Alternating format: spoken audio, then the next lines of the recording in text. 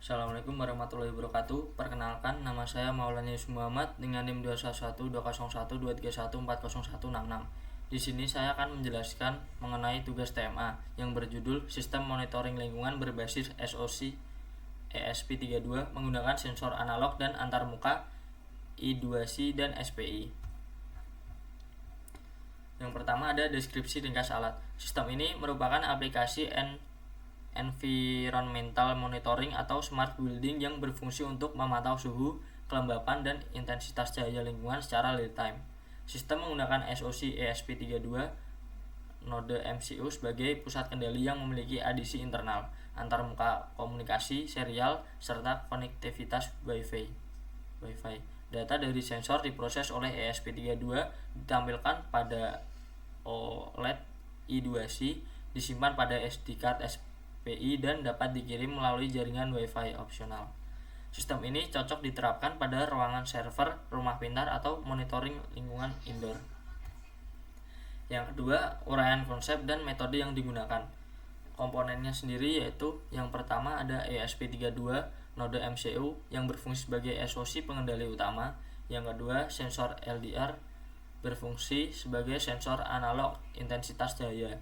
Yang ketiga, sensor DHT11 yang berfungsi sensor suhu dan kelembapan. Yang keempat ada OLED SSD 1306 yang berfungsi untuk tampilan data I2C.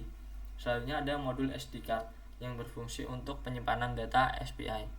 Selanjutnya ada LED atau buzzer berfungsi untuk output digital, dan ada resistor dan kabel untuk pendukung rangkaian. Yang ketiga ada diagram blok sistem. Diagram blok menunjukkan alur kerja sistem monitoring lingkungan, sedangkan skematik rangkaian memperlihatkan realisasi koneksi perangkat keras. Data dari sensor analog dan digital diproses oleh ESP32, ditampilkan melalui OLED berbasis I2C, disimpan ke SD card melalui SPI, dan kondisi tertentu ditandai dengan output digital berupa LED.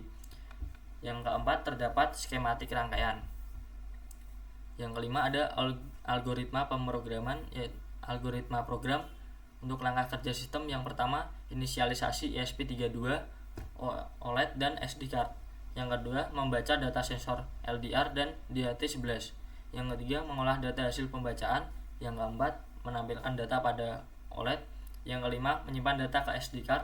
Yang keenam, mengaktifkan LED jika nilai melewati ambang batas.